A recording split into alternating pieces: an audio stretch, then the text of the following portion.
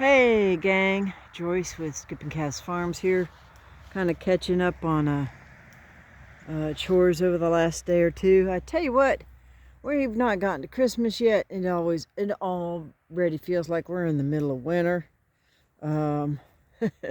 Began to wonder if I'm ever going to see the sunshine again, and you're talking to fourth generation sunshine state girl. Yeah, easy for me to say, right? Anyway, I don't know if I had a chance to show you, but a week or 10 days ago, I took and cut down some comfrey and put it along here over the top of the peanut tater patch. And as you can see, I've been busy here since then. Yesterday I came through with a weed eater and whacked down all these weeds, cut down all the okra at the ground level, and weed eated across this grow bed that has been dormant for a couple of years, and came through and did pretty much the same through the growth bed. I cut the weeds down to the ground, but I didn't go in there to try and pull them up. At this point in time, the weeds that are in there are not the kind like this grass. It's just going to go crazy overnight. But it's still going to leave some live roots in the ground, which is something I want to do. Hoping to get some phosphate down on the ground again here in the next week or so. May have to wait for about a week. It'll be a better lunar cycle, and we're coming up on some freezing weather, so overnights, so down into the 20s. But I was able to come through and kind of clean this up, weed eat this down. I decided not to rake up everything right away. Took down all the tomatoes and all the other plants, and I've still got one cabbage left that I'm fixing to eat on here in the next few days. I'll make me a big old batch of coleslaw with some curry powder in it. That's pretty good stuff. You can just get some mayo, or I've got some of the sandwich spread that's got a few things already mixed into it, and that'll make a nice coleslaw salad for me. So that's kind of what we did yesterday, among some other things. I did do a video that should be just before this, kind of indicating what I was trying to do with some weed eating here. Now you can see I weed eated on this hill that's right here, where my sheep play king of the mountain. and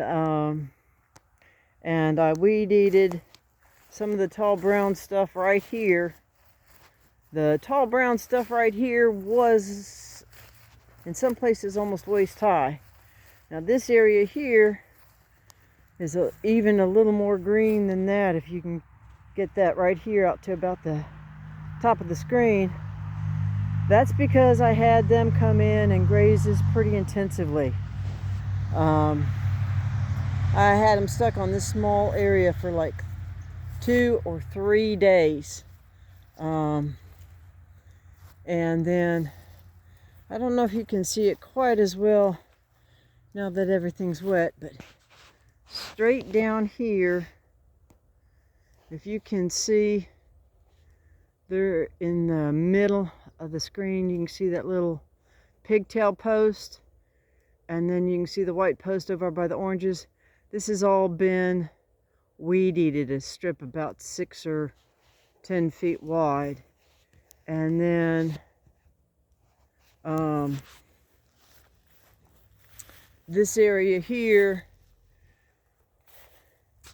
just between here and the sour oranges, if you can see, there's still some seed heads that are up above my waist in this 10-foot wide strip. And then over here, you can see, well, it looks relatively green compared to the 2 strips on either side of it. And so that's been weed-eated. And then I did another weed-eated strip, not quite so short, across the top up by the sheepfold. I guess it was just about a week ago, we had a raccoon that came in, I think it was a raccoon, and got a hold of a little bit. She usually stayed real close to the chicken tractor because she couldn't really walk or fly like the other birds, and evidently there was a raccoon coming in and got a hold of her out here in the open. And as raccoons do, they go for the head and stripped her neck. And they were coming out here to get under these sour oranges. Well, they'll get under there. Last year they got under there quite a bit, and they ended up scratching the roots bare. So when I realized they were going to be doing that on a pretty regular basis, the last couple of days, I went ahead and brought one of my mini reels out here and hooked it up to the hot wire over here, and wrapped that. I think I got 5 wires there. I got 5 wires there, yeah.